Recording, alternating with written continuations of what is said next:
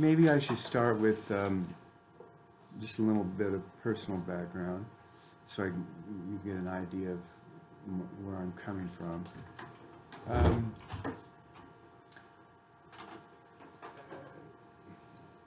I would consider myself to be an independent thinker, that I don't necessarily fall into a certain camp, but I haven't really always been that way. Getting my my first doctorate in clinical psychology at a professional school in Chicago, it was a very heavily concentrated psychoanalytic program. And at least that's what I gravitated toward. But there was also a very existential and phenomenological stream that was part of my early background. And that led to me, you know, going into training, but also very much interested in becoming more of a scholar. And my early work, I think, is much more in the classical Freudian tradition. And having read his works and written a couple books, and then having a philosophy background too, and training where you're just introduced to a whole different realm of ideas, kind of allowed a freedom, and then studying ancient philosophy, late modern German idealism, and then all of the early to mid 20th century continental philosophy. It's just like, where do you go from there? And then Jung had always been like in the background. I mean, I was reading Jung in graduate school and being attracted to him, particularly Modern Man in Search of a Soul, and thinking like, you know, that's the thing that I feel is lacking. But yet the Western cerebral, rational, kind of logical training kept me from really pursuing that. And later in my life, I think there was always an unconscious working, but I wasn't really fully aware of it. And I was on a flight from Toronto to Nashville to see my closest friend, and the plane had gone through horrible turbulence and just started to dive. And at that moment is when a picture of my wife and my children just flashed right in front of my consciousness, and there's a calm that came over me, and that I realized was a numinous experience. And then I realized that I have to go read Jung now. And so I started becoming involved in the Jungian community probably, say, about 2014, not very long, 5 years ago. And now I feel like I'm very much identified with the community, and I'm on an executive board with the International Association for Jungian Studies. And if you haven't heard of it, it has a scholarly journal, and it's something that I would encourage you to join, because you get, you know, you get a journal. It's like, I think it's like $60 for candidates. It's a very good deal, but they have a vibrant listserv where just copious amounts of correspondence with people and developing new friends, which, whatever you want to call online friends. But it's this is kind of like the background that brings me here. And Pardon me, could you say that name again? The International Association for Jungian Studies? yeah, that's right. International Association for Jungian Studies, and they have the International Journal of Jungian Studies as part of the package. And that's where I started meeting a lot of people in the world. Andrew Samuels, John Beebe. Actually, I met John Beebe many years ago with another organization. But the one thing I think that differentiates the Jungians from the classical Freudians is a spiritual principle. Yeah. And that's something that we shouldn't underestimate. And I would imagine, my guess would be that you're probably here for that reason as well. Right. However we choose to define that, right? Mm-hmm.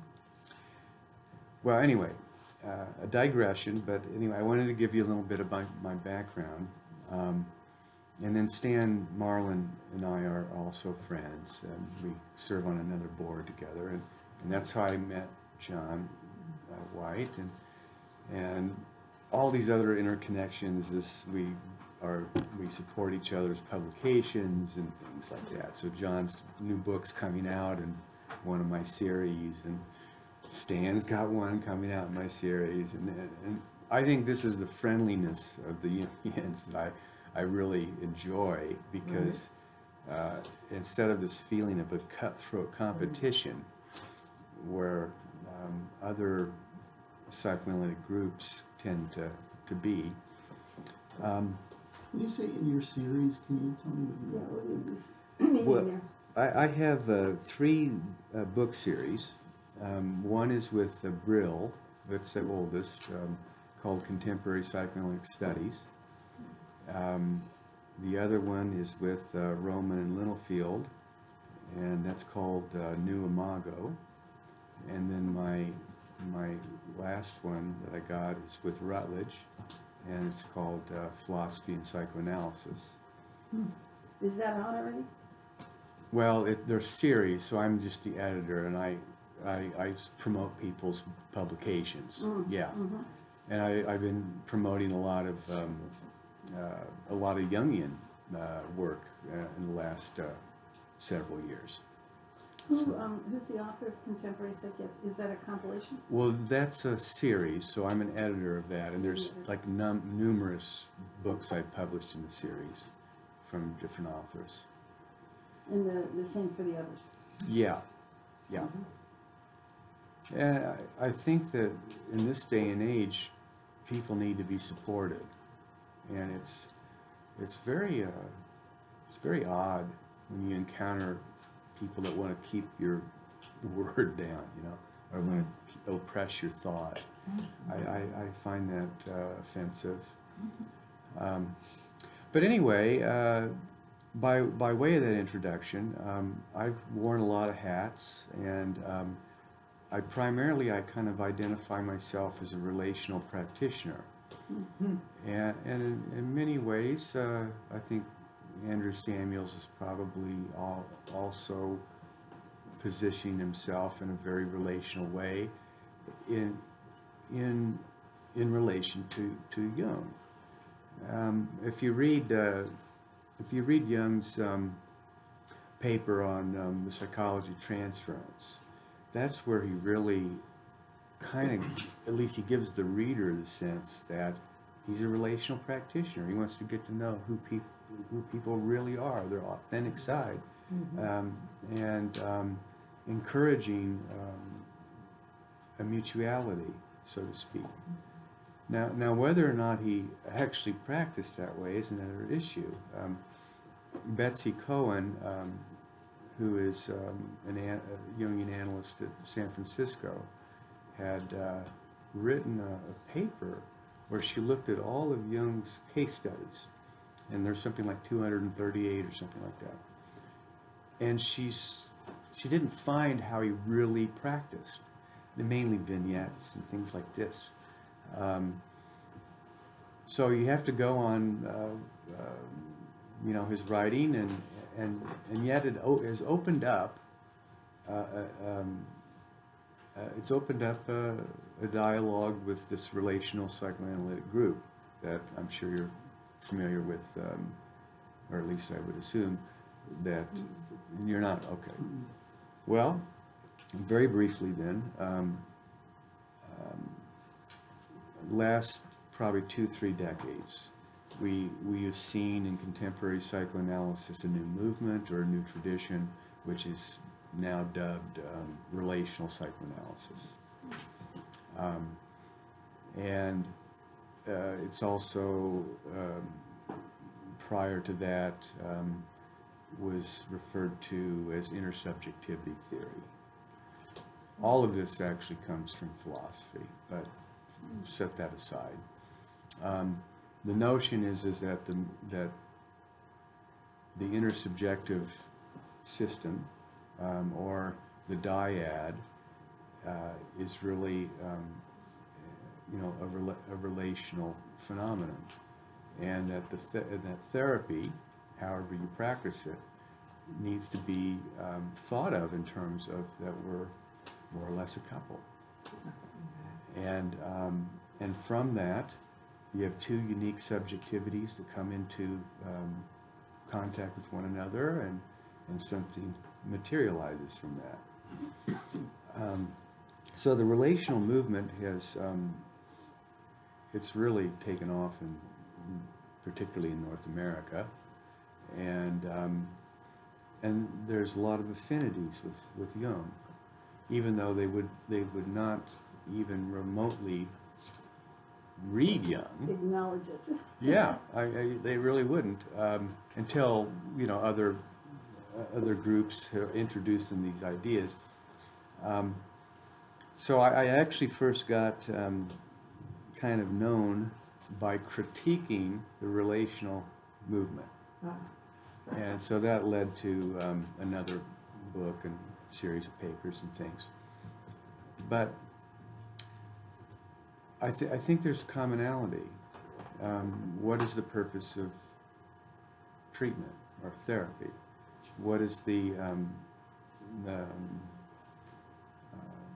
what is therapeutic action? You know, what works? And so instead of like the, you know, the hierarchical or asymmetrical view where the analyst is the one who's supposed to know, and the analysand is just this ignorant subject who is there to be enlightened, and it doesn't work that way. So all of this is to say that I think there's very fertile ground for seeing how universal processes in the psyche resonate in many different types of analytic groups. And if they could come into dialogue with one another without being tribal or, you know, or disparaging, that there would be, you know, a lot more cooperation and interesting dialogues that could come from it. But as you probably know, there's, whatever human nature is, there's a need to have group identifications. Yes, yeah, absolutely. And where there's splits and splitting and factions that are quite negating of each other. But that tells you something about the psyche, doesn't it? I mean, at least it does to me. Isn't there a way in which it's disappointing, though, that people who've become analysts haven't been able to supersede that in some way? I mean, maybe just a wish, you know, gee, can we grow past it? Well, wait a minute. If we look at this whole process of becoming conscious, the axiom of Maria, and what happens there, it seems to me as something emerges into consciousness. I have all kinds of images, personally and with my clients, of a split. Things become two. In my own dreams, when I was in a very potent part, I had dreams of two men everywhere, two Mormons, twins, and so it split, and that sets up the possibility of the tension of the opposites, which, if it can be negotiated, stood, the third emerges from the two. Mm-hmm. And then beyond that, I don't have words for how it gets to be four again. So you're hopeful. So, yeah. I'm always struck by the parallel with biological processes. Yeah. I'm a retired psych nurse, and I think of mitosis, cellular division, which is how a human being or any creature comes to be by cellular division. And I'm just wondering if it's a natural occurrence for differentiation and for for proliferation of life forms, except that when we add aggression to it in competition, it's, I know competition can be healthy in a lot of ways, but I think that there's a place where it becomes pathological Mm-hmm. if you denigrate the other instead of honoring the differences. Well, that's well put. The notion of division or oppositions, dialectics, I mean, these depends upon how you want to view psyche or society, or that there's some basic kind of ontological structure here. And I don't want to get too tangential on it, because I could discuss Jung's transcendent function and compare it to other dialectics, but if I can just redirect my consciousness back to the thought that of why I'm here, and that is to bring in this notion of attachment. And so the relationality, this notion of the need for an emotional connection with people. I think this cuts across all psychoanalytic camps or all psychological camps, and it depends on how you want to view it. But I do think that there is something to be said about what attachment is, what does it mean, how does it play out in a therapeutic encounter. And there's also a lot of conundrums with it, but this is what Jon wanted me to introduce. Thought you maybe haven't gotten this in your education. And also the concept of countertransference. Mm-hmm. As you know, Jung was in those days experimenting with a new science, Mm-hmm. and he was also experimenting with his countertransference Mm-hmm. by today's standards. Yeah. Sleeping with patients. I think it's definitely an issue that needs to be discussed, and needs to be discussed honestly. And so I'm not afraid of sharing my blunders there. Oh, okay. Falling off. Is that okay? Yeah, it's good. It's Okay. good. This more or less is a thumbnail from parts of my book that Michelle has over there. I love this book. I can't tell you how much of myself and my family I saw in here. Oh, okay. Well, thank you Because kindly. my mother's mother said you spoil a child by picking it up when it cries. Oh, You know that old German. I see. Well, yeah, that doesn't sound good. But I'm sure all of us are here for a reason. To get better. It's funny. It's just this that has opened up for me. I always thought I had a pretty good childhood, and my analyst was telling me, no, you were deprived, my other analyst, and I just couldn't see it. And it's like this has given me a segue for breathing. Thank you. Well, Jon, we just kind of just are getting acquainted. Just started. Yeah. And I know I'm not going to get through all this stuff. So it's what really matters is what you want to get out of this 3 hours.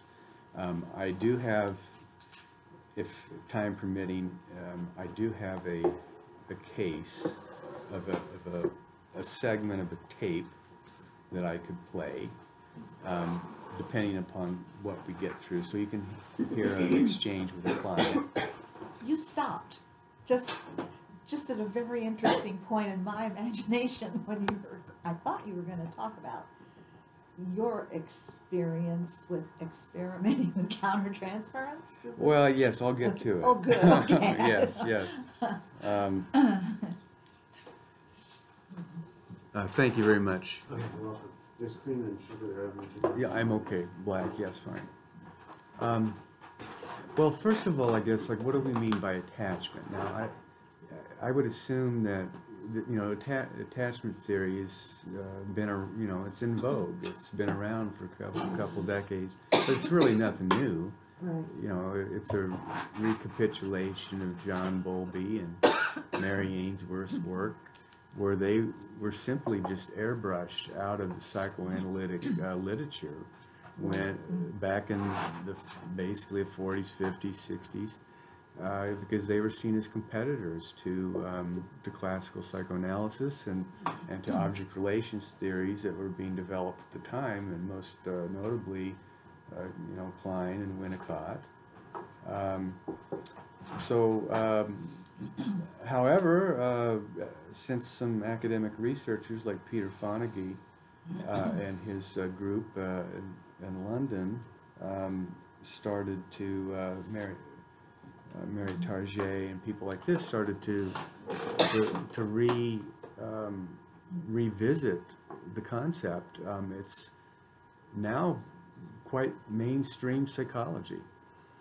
And then another development we've seen is how neuroscience is on the scene and has just completely grabbed the attachment genre, and however trying to reduce everything to some kind of, you know, brain chemistry and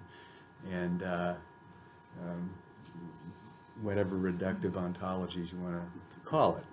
I'm not here to negate or poo-poo, you know, the biological sciences.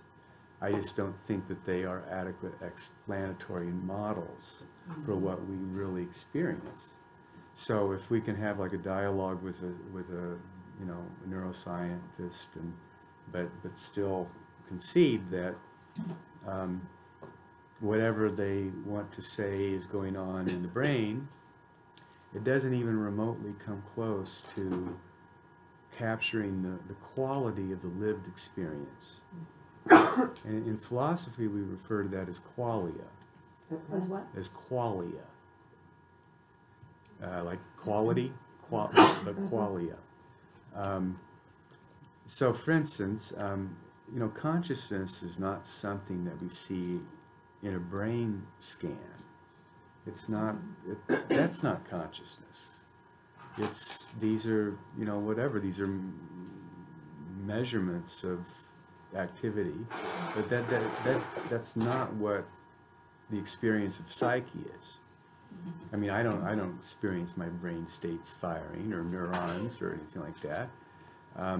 But that's one explanatory model, a very, you know, scientific one, and I think we should respect it.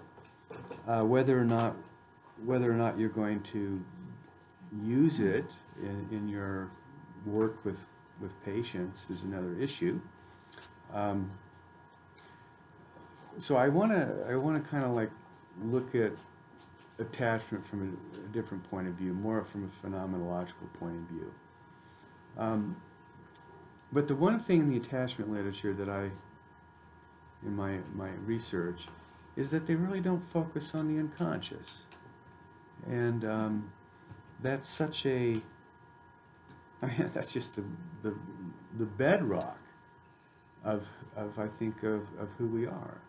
That there's so many teeming unconscious processes at work. And so, on one hand, we have these unconscious, organizing principles that are operating, but in the context of a relational ontology, that we naturally crave a social interaction with other people. We naturally are going to have a certain bond or need for an affectional connection with a few identified people. And so often this is why when people talk about attachment, it can, on one hand, we're not attached to just anyone. And so, of course, our most important attachments are early in life with our parents or our identified caregivers. Who are those? Are our family members. It's just not like you don't have a real kind of attachment to just anyone or anything. Even like the family dog, it's not the same as with a human being. So there's I think an innate desire for an emotional connection with others, and that this is part of what probably is constitutive of certain disorders or pathologies or suffering. Think about it. And how have you ever encountered a patient who hasn't encountered some form of suffering that involves another person? I mean, I can't think of anybody in my career. I mean, so it tells us something very primordial. If I can move on. That just to differentiate, so we have a little bit of a clarification what we mean by attachment pathology. It's hard to read. It looks like it's out of focus. I think it's mostly I think it's the light. The bottom paragraph is out of focus. The top ones are clear. Yeah. Well, let me. This You is, know that. So. It's really just for I'm using this as a prompt. Okay. Yeah. So don't worry John will about it. send it to us. Yeah. If you. for requests. So I Request. I think it might be useful to look at the distinction between attachment disorder or pathology versus deficits versus vulnerabilities. So with a disorder, obviously, you're going to have a delineated range of clinical symptomatology that's interfering with person's health and adjustment. Whereas deficits are something that are more like limitations or deficiencies within our personality that interfere with actualizing certain attachment needs. Whereas vulnerabilities are something that's just common to all of us. It's very normative. However, those who have vulnerabilities might then lead to deficits, and those who have deficits, of course, will always be informing the pathology of the self. Will you be going into detail about what deficits you refer to as deficits? I can't read. Well, yeah. So again, a deficit is that there's something that is within our personality structure that is interfering with actualizing, our potential for really healthy, intimate types of experiences with others. But it doesn't necessarily mean it's a pathology. And For example? I'll get into it. A vulnerability is something, again, that, who hasn't ever felt, a sense of vulnerability around, with people, right? Feeling accepted, feeling connected, feeling liked, feeling loved. I mean, a deficit might be more of a handicap, but it doesn't mean that that person is disabled, so to speak. Right. Yeah. Now, in terms of attachment pathology, I find it useful to think of it as a disorder of the self, because we often see so many different polysymptomatic profiles of patients in our practice. I mean, this whole thing of the taxonomy in and of itself is a problem, because when psychiatry invents certain categories and typologies, it really is about a convenient way of, or a shorthand of being able to communicate with one another. It doesn't necessarily mean that the individual sitting in front of you is this thing that's being invented by a psychological organization. I mean, anxiety disorders, like, think about that, or depression, or whatever. Have you ever encountered a client who comes in who only meets this criteria for an anxiety disorder? No, I've never met that in my life. They have all kinds of issues going on, and mood. I mean, this is the human predicament we're in. Is that who hasn't gone through aspects of their life where they felt anxious, or they felt depleted, or they've suffered? I mean, I'm very suspicious of the person who purports to be completely happy and content with life. That's a defensive facade, right? Yeah. This is the persona. So what I'm saying is that these invented categories that are then subject to the way we have a discourse around it is misleading.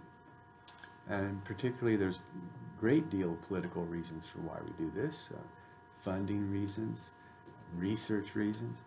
When you have a group of your own peers telling you how to practice because the research says to do it this way, and then you look at the research and it's a manualized approach to treating a problem, and it's a very let's take CBT, Mechanistic. are wonderful, mechanistic, absolutely. I mean, like, do you really think that you're going to feel a sense of attachment and connection to an automaton in front of you following a manual? This is what you should do and think and feel? No, you're not. You're going to immediately be distrustful. That person's inauthentic. I can't relate to them. And they're pompous or incompetent.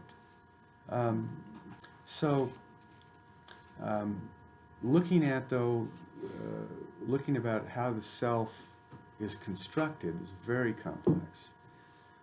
On one hand, if we look at attachment issues, there's a structural manifestation of the personality, and I think that's largely unconsciously organized. Mm-hmm. Like, we're not really thinking, we're not self-reflecting on who we are all the time. Mm-mm. We just naturally act, think, feel, emote, intuit, whatever. But they are phenomenologically realized. So the attachment difficulties are how I perceive myself, how I experience the world. And that's where that's often where we enter into any kind of relationship with a client. They present an appearance to us.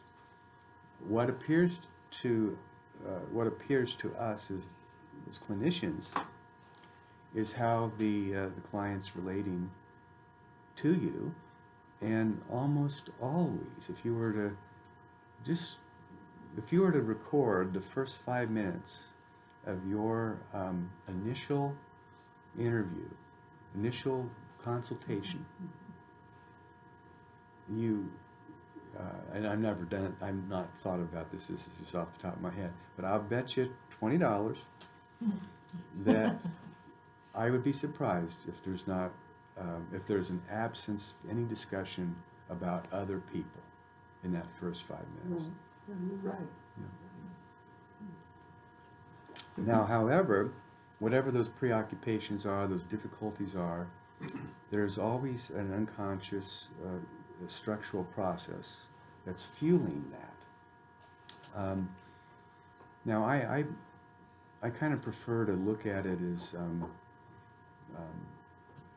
meaning I prefer to look at unconscious dynamics as process systems.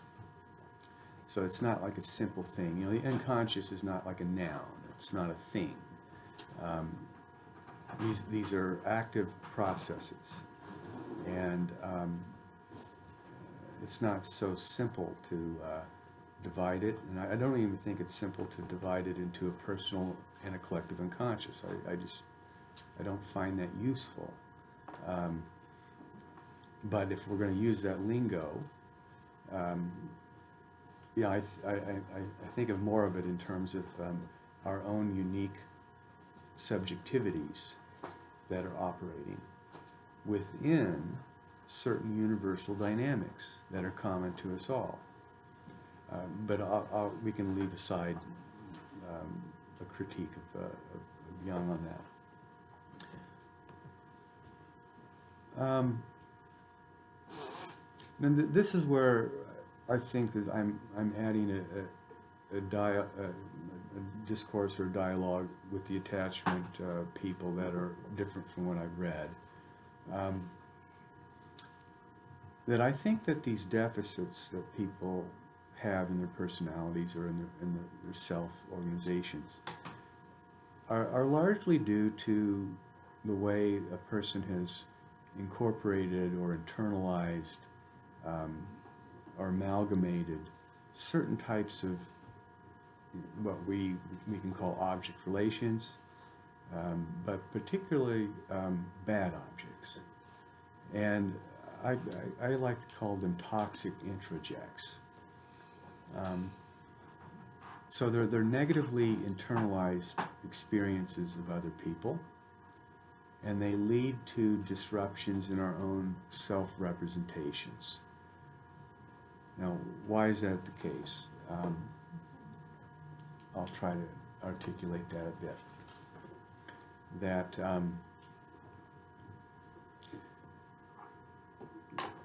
you know, the way that we have a sense of self-integrity, or the way we have internalized secure feelings of connection with other people or experiences or relationships, the notion of having cohesive inner self states.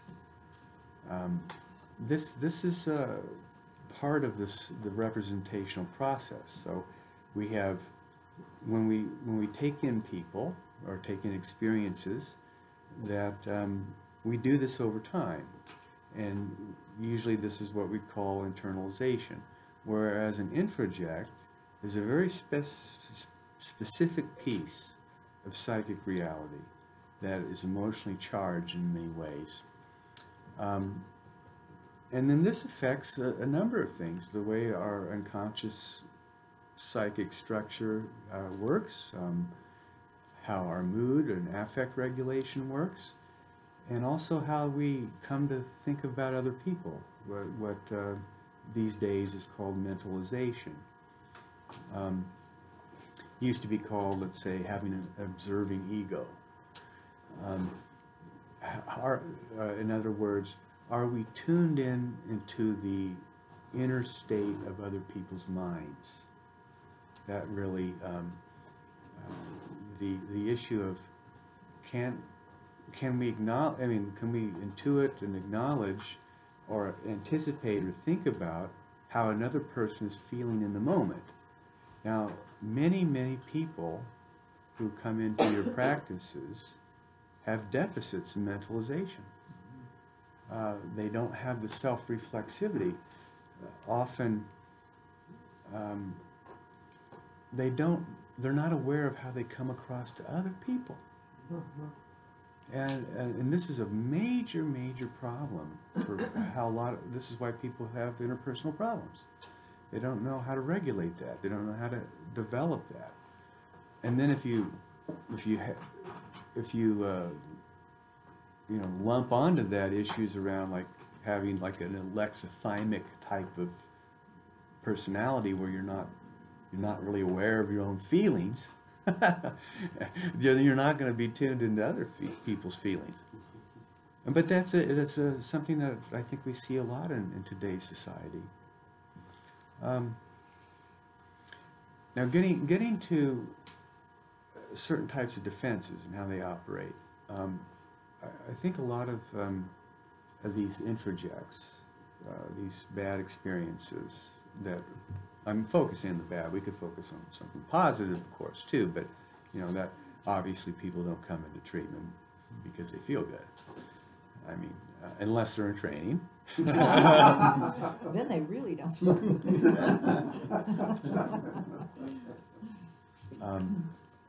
Well, I think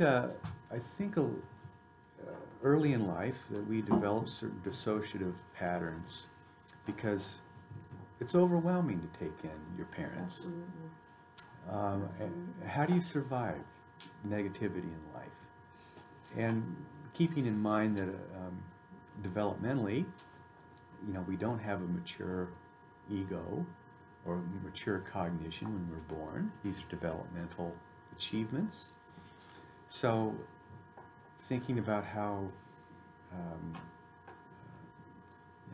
how intense those early experiences with others can be. So we have to find ways of compartmentalizing, detaching, dissociating, repressing, denying, whatever you want to call, in order to kind of survive. And this is, part of the human development. But what I think happens, and this is just a theory,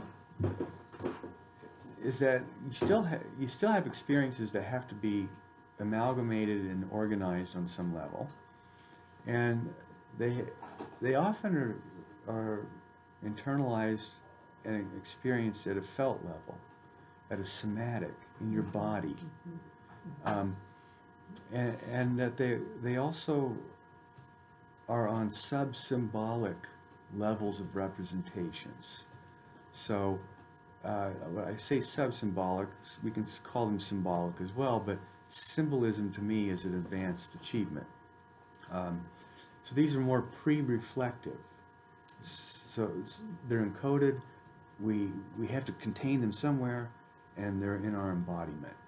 So if we think about, there are some people that somatize more than others. Other people are more anxious, others are more depressed, others are more manic or hypomanic in the way they relate. So these defenses are part of our personality structures, but unconsciously there are these things that are going on. I think that when that happens on a somatic level, there's also these emotional schemas that are or affective schemas, if you want to differentiate maybe a raw affect that's not really articulated versus an emotion that is expressed, but they're dominated by certain unconscious fantasy systems. And you think about a person who's like in a mood. They can't seem to get out of the mood. They don't know why. They can't put it to a trigger or anything. There's something operative on an unconscious level where there's fantasies are happening. These are the things that are often not articulated or spoke about in the treatment until you have reached a level of security, trust, connection, feelings of safety, the very things that no one wants to live or revisit or express for the very first time if you're feeling like the person in the room is going to negate you. You know, so these are the, and you just can't form a relationship with the patient right away. It takes time. Mm-hmm. They have to come to view you as they can trust you as a human being, and that you're not going to be like all these other people in their life, in their past. That you're going to be different, and so hence the beginning of treatment often is negotiating resistances and certain defenses. Now, of course, you can have certain transferences to people right away. Good, bad, whatever. Look at me, come in. Who's that bald bastard? That it's amazing how personality disorder people are. I'm like a magnet. Ching. Well, the stern glasses, the bald head, whatever it may be. But it is what it is, and this is, again, a good example of like an unconscious fantasy system that's being projected. At the same time, there might be reasons to see and read something in someone's face or body comportment that would alert them unconsciously to a danger situation or to a safety situation. And all of this is saying that it's hard to, like John's question last night about what am I listening for? It's like, I don't know now.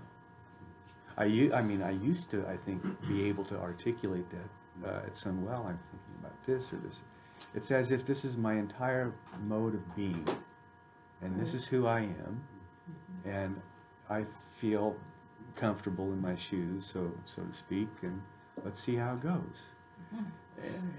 And I think it's a lot different than, like, when you're younger or when you're not as experienced, that you're more concerned about the way you come across and act and things. And well, I thought that John's statement to you was more about John than about you.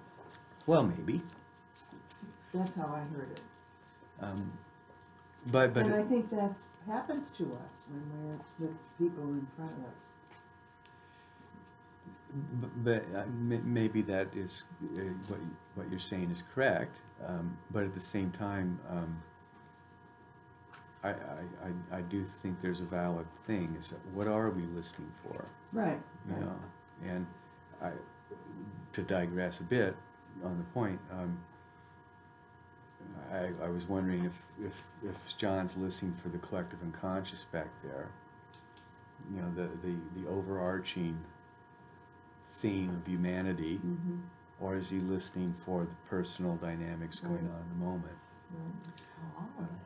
Yeah, this is not to digress. I hope too much, but there's so many changes happening in our culture with people not raising their own kids, and technology, and people relating on screens. I know there's work about kids having different processing of three-dimensional faces and two-dimensional faces, and sort of short attention spans and the lack of time that people spend with each other. It just seems as though there's a lot of threats to the capacity for attachment to develop in a healthy way in our culture. And I don't know, I just wonder what you reflect on this a lot, and I wonder what you think of. No, I agree. Yeah, I've always thought that daycare centers were just really, really toxic for kids until they reach a level where they are really interested in until they're developed enough to be able to engage in playing more people. Well, my middle child is expecting to deliver their first daughter in May, and they're probably going to be moving to another city, and they're both professionals, and they're looking at daycare. And my older child who has a granddaughter who also kind of is a busy career. She and her husband, she was able to employ a nanny, and this nanny was just kind of in love with their daughter. In between my daughter, who I think is a pretty good mother when she's there, and the nanny, she had a pretty good experience. But that's probably different than those.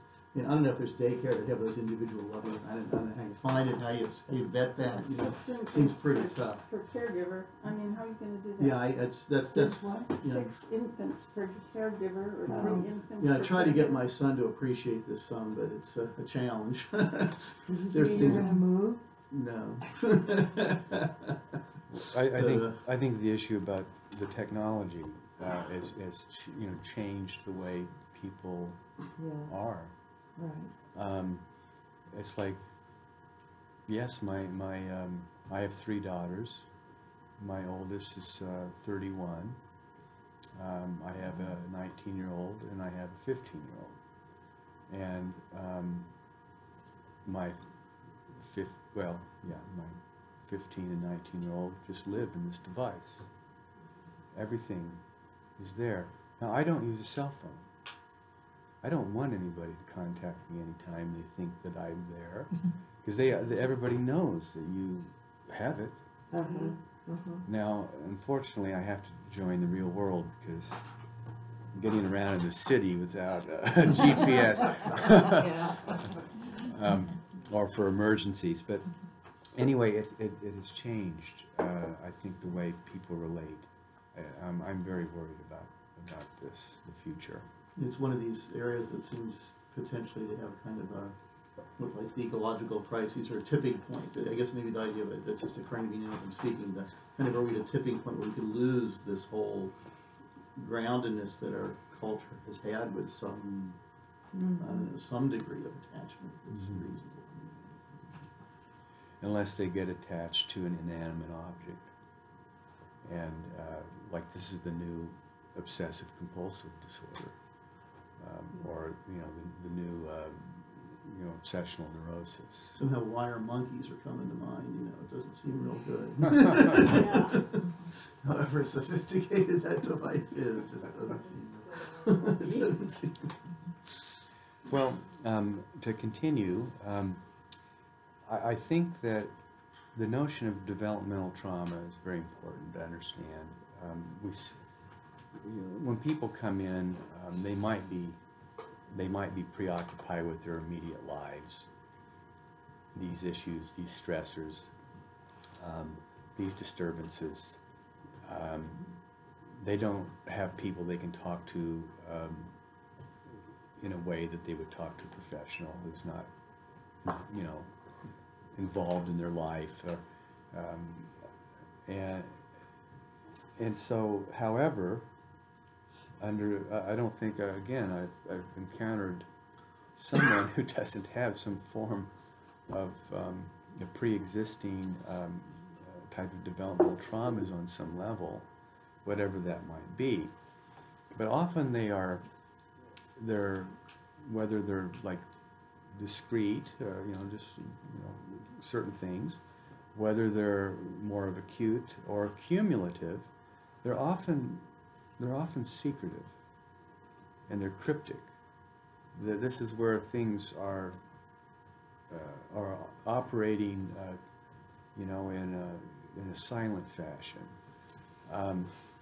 It could be anything from any form of abuse, but the abuse can be very minute in terms of certain qualitative standards. It could be the mere fact that the way you were talked to, the way you were related to, the way you were put down, you were made fun of. Now, on one hand, like, why would we call that trauma?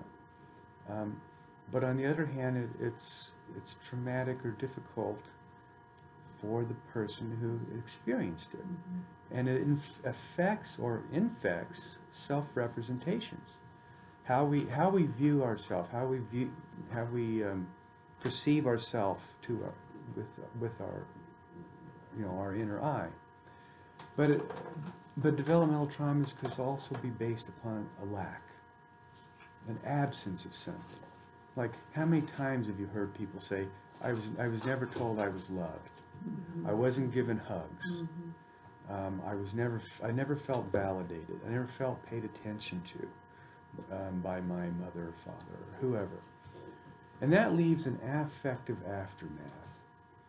And often that's the thing that escapes some kind of linguistic mediation, especially when it's young, when you're toddlers, and particularly before you even formally acquire language. Right, that's what I was thinking. So that our body, our soma, and our affect schemas have to contain those experiences.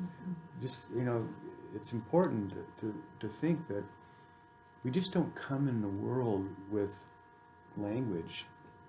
We don't come in the world with understanding a concept that's acquired, right, in any culture. So we don't have words to label certain inner experiences until later.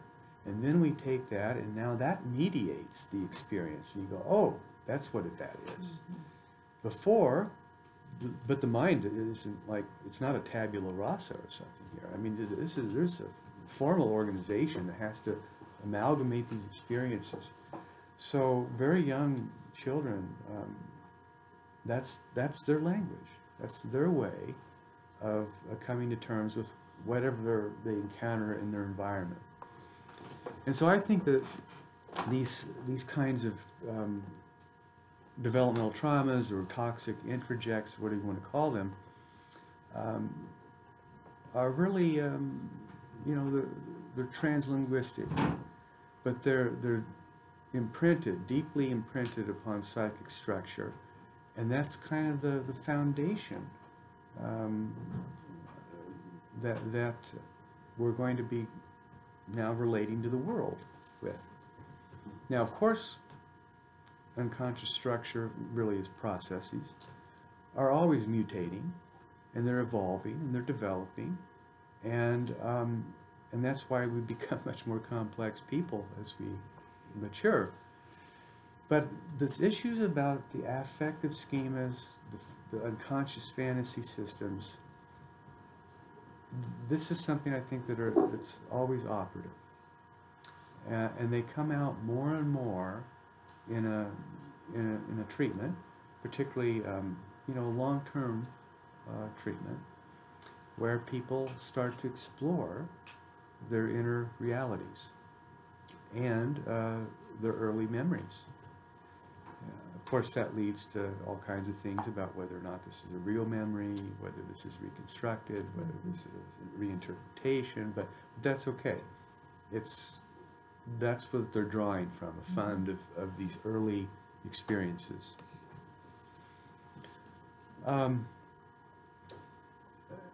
So, real briefly, I know that I'm really behind here on our schedule, but we'll see how far we get.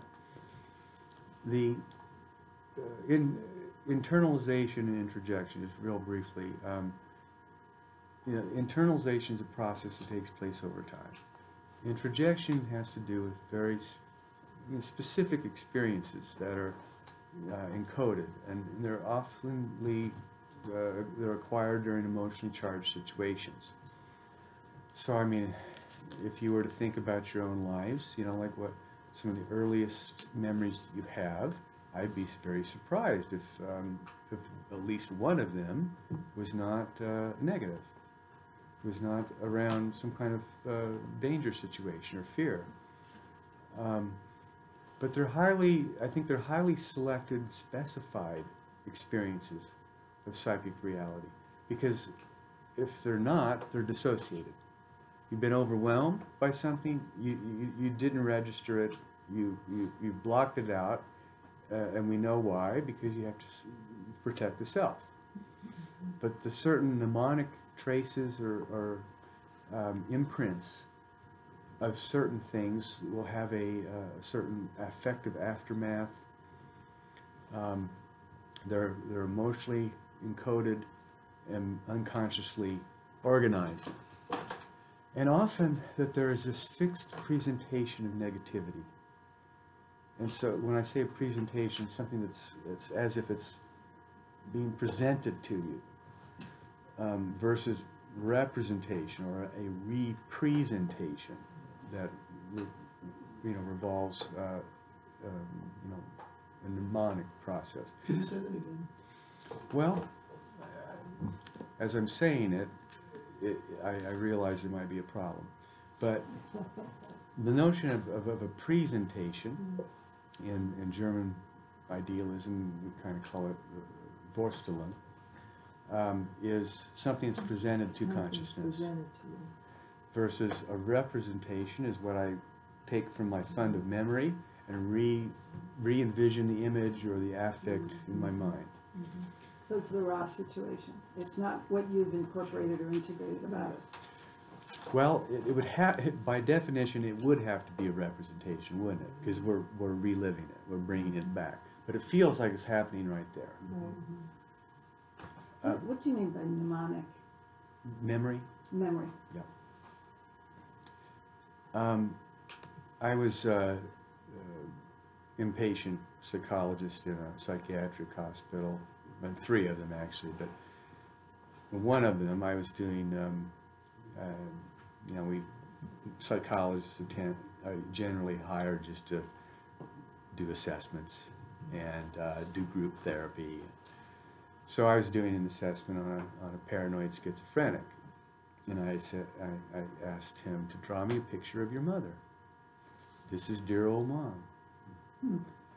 And what's interesting about this is it's a profile, and a profile tends to be correlated with paranoia. Oh, And what comes across here? Of all things, draw me a picture of your mother, and this is the first thing that comes out. Profile, this incredible aggressive mouth, Right, in the nose.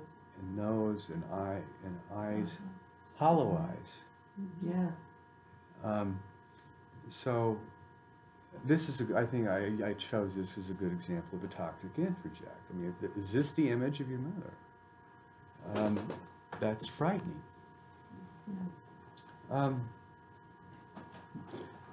Getting back to the representational process. So in a nutshell, I want to kind of go through this quickly so I can move on. If we want to use Piaget's model, that's fine. Whatever contemporary neuroscience wants to say about cognitive development, let's use that language. But whatever the case may be, these kinds of the internalization process and taking in these bad objects, these negative introjects, are taking place at the sensory motor stage or pre-operational stage of development. This is before language. And so they're brought in, they're taken in through sensory and somatic and affective processes. They're now put into forms or schemas.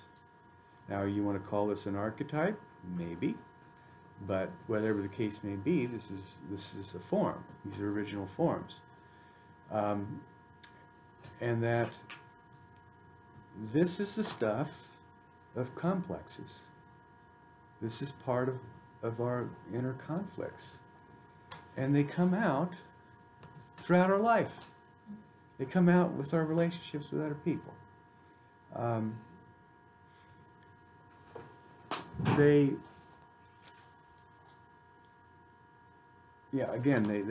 often are on these sub-symbolic or symbolic levels of organization. And this is why when we get a person to speak about the unspeakable that they've been keeping inside, we see shifts. We see, like, how do you take that gut feeling? We don't even know what the gut is. It's just bad. And then you give it a label. You have a semiotic meaning that you attach to it. Does it allow for release? Does it allow for catharsis? Does it allow for transformation? So think how, I mean, I don't know, I don't presume to know your practices and your experiences working with patients, but the somatizer, when they are able to break down that defense. That's the way of protecting themselves. And then speak about the thing that they're keeping in. Mm-hmm. I see that their symptoms start to abate. And that's amazing. The person who's able to put a word to an inner experience that was ineffable before, and this now is a label or as a phrase or as a meaning structure, allows inner transformations to take place. So if we think about particularly in the Jungian tradition, the power of the primordial image, that's a higher, that's at a symbolic level, where there's a lot of the raw stuff that's fused into this higher symbol is an advance of consciousness. But how do we get a person there, right? Well, our last seminar, we had a speaker talking a lot about images and the use of images. And I'm wondering if you could comment on that, or I'm kind of thinking perhaps that's something more done in the Jungian tradition than a Freudian, or just kind of, well, you have the example there of the drawing of mom. I just kind of, can you say a little bit about how you use images and working with it? I usually just I go with the lead of the patient. So if they're imaginal, and they talk about their describe their images. Yeah, if they're an imaginal person, if they talk about dreams, we will go with that. If they're more of a rational, Mm-hmm. logical thinker, I'll go with that. If they're more of a feeling, we'll stay with that. In some ways, Jung's typology is to be respected because that's that person's preferred way of being. Right. But often there might be clashes if you have different personality styles. Your personality style is different from the patient, and of course this leads to the notion of countertransferences that can get mobilized. So, for instance, on this listserv, this Jungian listserv I'm on, with the association I was telling you about. John, do you remember that? Okay. I hope you join it, because there's some very interesting discussions. Over again to do it. There are certain types of personalities on this listserv. So you've got really overly rational, logical, argumentative types, and that offends the feeling people and the intuitive people. And then going back and forth with this, it's an interesting experiment to see how different personalities are coming in. Some people are offended, some people are drawn to it. And it's like an organic process developing right in front of you. So that's kind of like what happens, I think, in treatment as well. Question? I want to go back when you were saying that when somebody has a somatization, or that you ask them to speak to what they might be keeping in, just a couple minutes ago. I thought you were talking about the patient who somatizes. And then, does anybody know what I'm talking about? Well, it always depends on the context. So often I'll use my gut, pardon the pun, to suggest to somebody that, what do you think you're really keeping in? But you have to have already developed a sense of connection with the person. Right. Well, I have a patient who's always talking about his squeezy butt. And Is what? squeezy, the sphincter probably is squeezing for him. And I'm always trying to get to some kind of somatic level for him and then get him to speak about it. But so far, we haven't gotten very far, and I thought maybe you had some insight in this area. Well, Got some insight into the tight ass? Yeah, I'm not a proctologist, but But as a Freudian, I bet you would. yeah. Well, I know I don't really consider myself that, but That's right, you didn't say that. but I do think that what Freud did say about the sense of a symptom is that it's communicating something to Yes, you. However, is the patient ready to hear that he's a tight ass? yeah. Is he? I mean, just think of all the speculations that one could have. It has to kind of be prepared. The ground has to be prepared.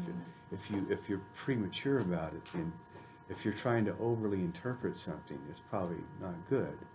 It will just shut the process down. That's just my opinion. I find it better when the patient makes their own interpretation, Right. rather than me coming as top down. But your intuition is correct, right? At least you think it is. What is it about? What symbolism is this squeaky butt? Not squeaky, squeezy. Squeezy. Okay. Yeah. So what's he keeping in? What's he want to expel but can't? Was he molested? Is it just simply irritable bowel?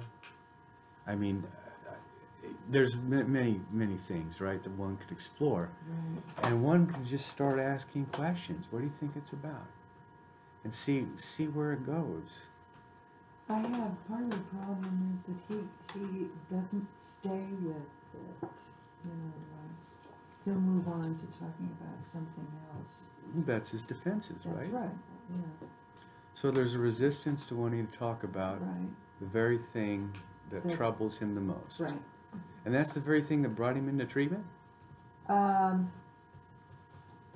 seen him for a while, I can't remember what brought him into treatment. But that's a main Yeah. aspect of it. Huh? That's right. Okay. Well, that sounds like it will be an interesting case. Oh, yes, And does he have control issues? yes, Okay. Does he have other types of fixations? yes, Then I bet you it's somehow interconnected. yeah. Let me go back to just a. Thank you. Sure. So this is something that it helped me in the past try to understand certain types of personality structures. And it's not cut in stone here. It's just a typology that in some ways helped me more in the past when treating a lot of people. That looking at unconscious structure, unconscious processes, certain people present in certain ways. So when you have somebody who's an anxious person, I'll call them structures, but whatever you would like to refer to them as, complexes or whatever. But what is the essence of a person is what I was asking myself. How does this patient, this individual, what's their essence? And I always feel the anxious people seem to have an agitated core to them. People who've been traumatized feel damaged. More of the fragmented individual seems more like a psychotic core going on, the splitting, the fracturing. A depleted person is depressive. Did you say depressive? A depressive core, someone who's constantly depleted or languid. But then the person who's more of there's a sense of absence or vacuity, seems like an empty core. And then, of course, the person who's the typical kind of stereotypically angry person is the aggressive core. And so when you think about the essence of this person, just like your patient with the tight ass, is what's the essence? Kind of might help navigate getting to some of that stuff. Yeah, that's a good point. So what would the attachment issue be with somebody who's angry all the time?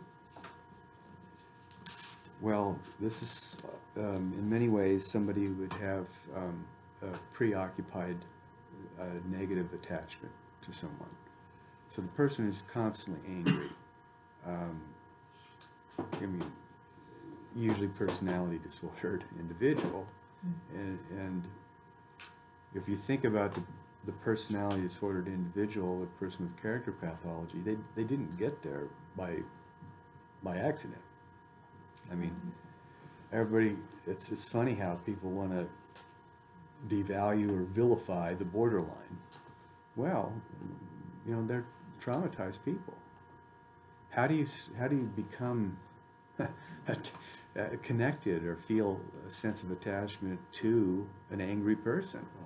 Well, that's a very difficult thing to do, but the reason is that there's something there fueling that.